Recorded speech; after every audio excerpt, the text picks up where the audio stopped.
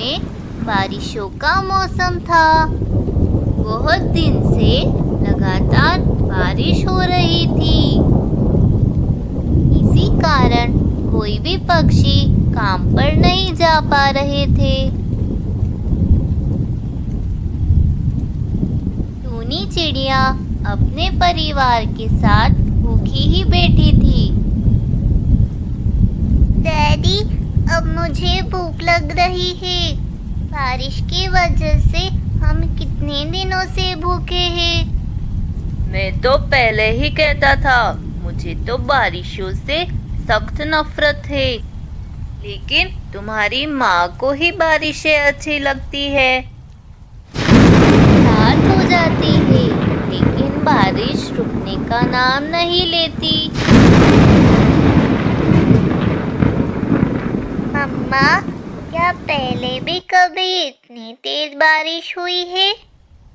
हाँ बेटा, बारिश तो आती जाती रहती है, पर तुम देखना, जब बारिश रुकेगी तो हर जगह भोजन ही भोजन होगा। ये सुनकर डुग्गू बहुत खुश हो जाता है और अपनी मम्मा के साथ चिपक कर सो जाता है। सुबह हो जाती है और बारिश भी रुक जाती है। मिट्ठू और टूनी फैसला करते हैं कि वे दोनों भोजन की खोज में निकलेंगे और वे बच्चों को छोड़कर दोनों घर से निकलने लगते हैं और निकलकर नदी के किनारे भोजन की तलाश करने लगते हैं। तभी वहां पर कालू कौवा भी आ जाता है। तभी टूनी चिड़िया का ध्यान पानी की तरफ जाने लगता है और वो देखती है वहां थोड़ी दूर पर एक टोकरी है जो पानी में बहती हुई उनकी तरफ आ रही होती है, जिसमें बहुत सारा भोजन होता है। अरे डुग्गू की पापा, देखो तो जरा, टोकरी बहते हुए आ रही है। अरे हाँ टूनी चिड़िया, इसमें तो बहुत सारा भोजन भी है। टोकरी बहते बहते उनके पास आ जाती है।